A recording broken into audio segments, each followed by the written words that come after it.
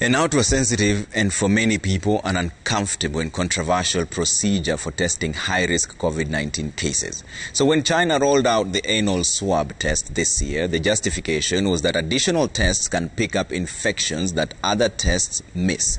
Tonight, Dorcas Wangira peels back the layers of disbelief and concern over this procedure and tells us why Kenyans should not panic about it.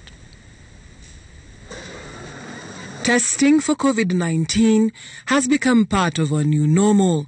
With a PCR test, one has to have both the oral and nasopharyngeal swabs taken for testing, and in some instances a rapid test is also taken. But none has aroused more controversy and debate than the anal swabs to screen for coronaviruses. Some Chinese cities are using samples taken from the anus to detect potential COVID-19 infections as the country steps up screening to make sure that no potential carrier of the new coronavirus is missed, especially as the Lunar New Year is about to begin in February, a period when tens of millions of people usually travel home to their families. Anal swabs require inserting a cotton swab 3 to 5 centimeters or 1.2 to 2 inches into the anus and gently rotating it to get the required swab. According to the Chinese Center for Disease Control and Prevention's instructions, a stool sample can also be taken from patients.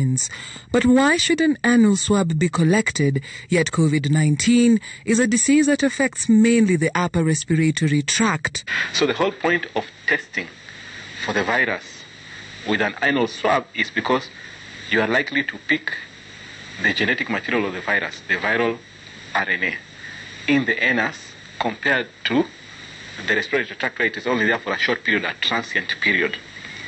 As the virus multiplies and how it sheds off from the lining of the airways, it's usually 2 to 14 days. If somebody has a very high level of infection, they can still be infectious even through stool. And it has been shown, for example, in some cruise ships, people are getting infected because of sewage, not because of respiratory infectivity. But is this procedure going too far?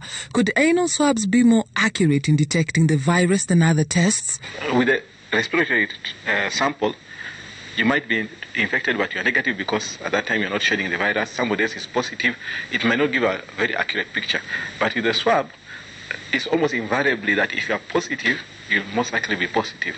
So it is useful for checking what percentage or what is the extent or the prevalence of the infection in a particular group or a community. It may not be as practical for day-to-day testing. And that's the reality of the situation. So scientifically, if you are to go and test maybe children in school, and that's one of the applications. Chinese scientists further say that such swabs could be helpful in minimizing the risk of relapse after recovery.